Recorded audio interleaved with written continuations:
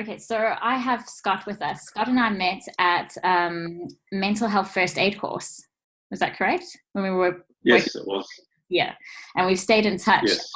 And yeah, I learned a lot from you, Scott, based on your personal experiences working on the front line in policing and so forth. And I just thought it'd be interesting to connect with you to hear more about your experience working in an isolating industry and what it was like from a cultural perspective.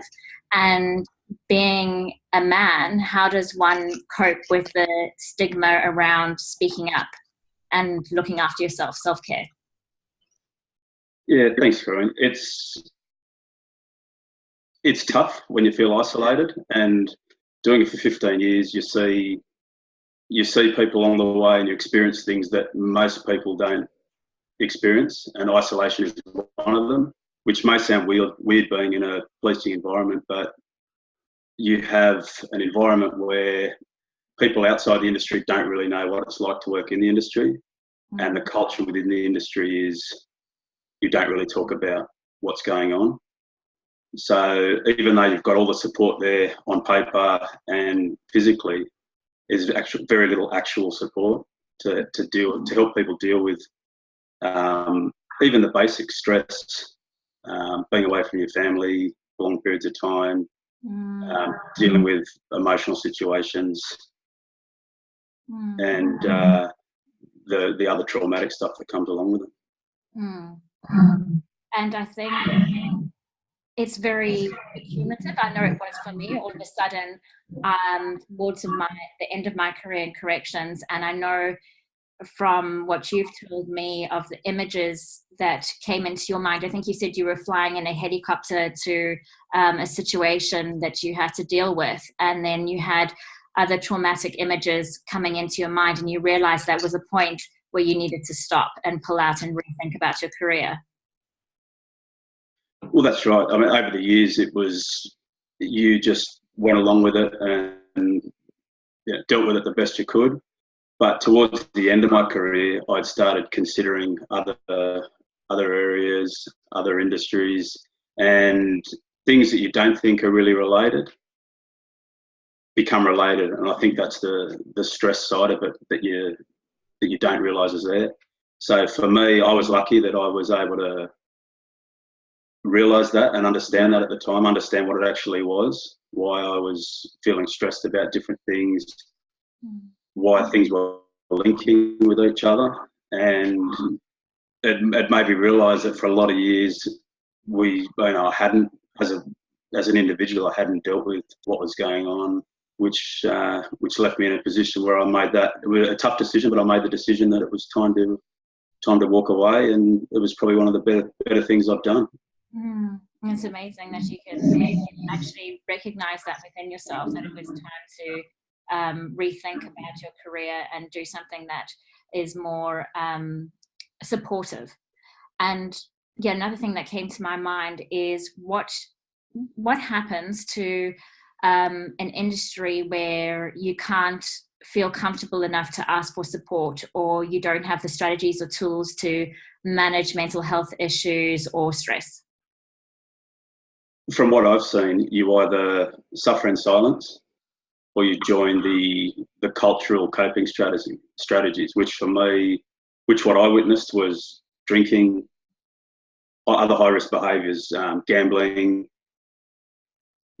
drinking, gambling, going out, long hours, not having enough rest, not looking after yourself, basics, exercise, diet. A lot of people now, later on in life, that I still see have health problems because they would, eat bad food, would drink too much, and I think that to me, a lot of that is a result of poor strategy. So when you just toe the line, the company says one thing, but the reality is another thing, and I think that's probably one of the worst situations to be in, because you are isolated and you don't have that support.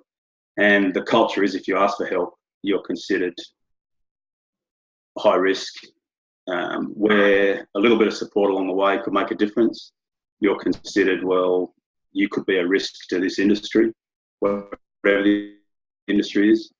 the specific industry I was in, it was where you're considered a risk to it. So then straight away, the people that speak up are the ones that are pushed to the side, essentially, which makes it even harder to deal with anything that's coming up along the way. Isn't that ironic? Because from the perspective of the ones that are using the dysfunctional ways to cope, such as drinking, drugs, gambling, and they are there suffering in silence, but self-medicating at the same time, are kept within the organization. That's right. So recognizing their feelings and I guess their mental health, they're very much aware of what's going on, and they're trying to make positive changes to support themselves within the industry. It's then looked down upon. Yeah, that's right, Karen. I mean, it's very counterproductive.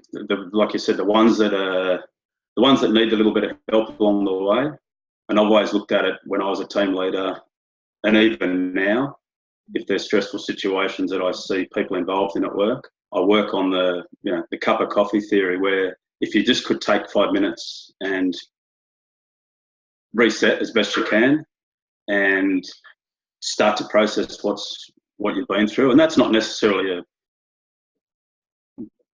a critical incident or anything. It can be, everyone's stresses are different. So it's about having a culture in an industry where it's, if I could just have 5 minutes to have a cup of coffee, that might be enough to change the way I think, which will have a flow-on effect. I have no doubt it would have a flow-on effect, rather than, no, that's not right. If you do that, if there's either something wrong or there's something not wrong, there's no in between.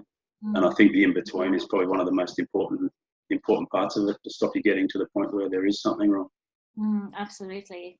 And in terms of signs, recognizing that perhaps you're neglecting your mental health, or you are noticing mental health issues that are surfacing, what would some of those signs be?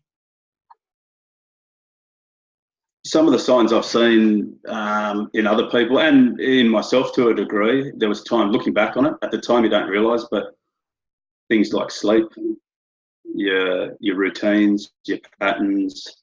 I've seen people go from being healthy, gym every day, watch what they eat, to all of a sudden turning up to work unshaven, not eating well, not looking after themselves, irritable. And then to me, that says, well, there's something not right there, but that's not recognised but I think as an individual, you need to work out, all right, well, I know myself personally, when my sleep patterns change, that's when you know that, all right, what am I stressed about? And that's the first thing for me that I notice, and then straight away it's, all right, well, what has changed, or what do I need to look at to address this, where a lot of people don't do that. Yeah, I can identify with that, with the sleeping. And it's also interesting, like physiologically, I felt my body shutting down in corrections when I had to see a client who was chained, like handcuffed, hands and feet, and he had, I think, swallowed 60 balloons of heroin or cocaine. I can't remember what it was. Anyway, it was on the verge of rupturing in his gut, and it had been the laxative had been sitting in his body for a couple of days.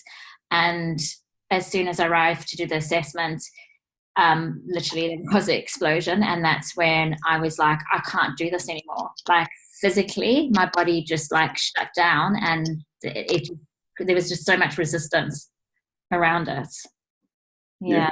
So it's interesting, like to keep note of the physiological signs that happens within your body, because they're great cues. Yeah, and to me, that's probably essentially the final straw for you. You see, to me, I'd be looking back at the week, the months, the days before that, and then identifying the little signs.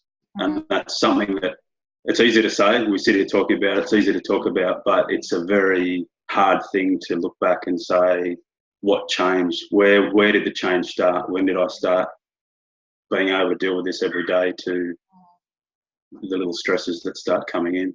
Do you know what was helpful for me was going for therapy and I was told that I had vicarious trauma. Yeah. So yeah, going for help and support is great. I think Yes. our time is up, Scott. Alright, that was quick. It goes really quickly. But thank you so much for your time. I really You're welcome. Thank you for having me.